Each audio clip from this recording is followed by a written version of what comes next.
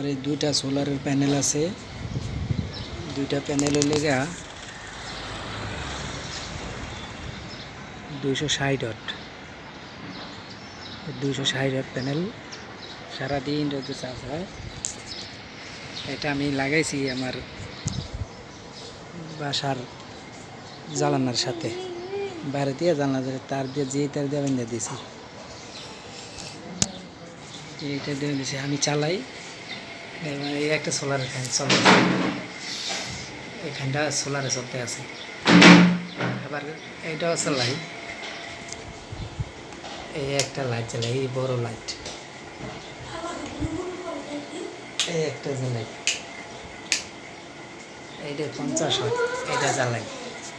এই কন্ট্রোলারের মাধ্যমে, এই কন্ট্রোলারটা আমার চার্জ হয় এই ইউপিএস দিয়া, এই ব্যাটারি দিয়া,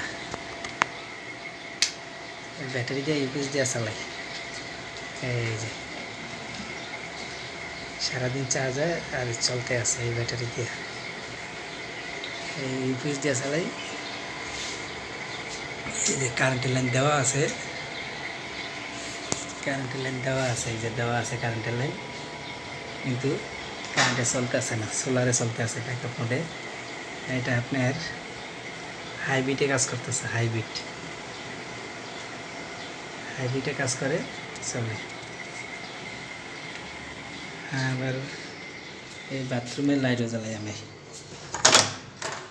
এই বাথরুমে একটা লাইট আছে, এটা জ্বালাই। এই ব্যারিন্ডার এটা জ্বালাই, এই যে এটা জ্বালাই, সব চালাই। যে ফ্যান চালাই, এটা অনেকক্ষণ চলে, প্রায় 10-12 ঘন্টা চলে, একটানে 10-12 ঘন্টা চলে।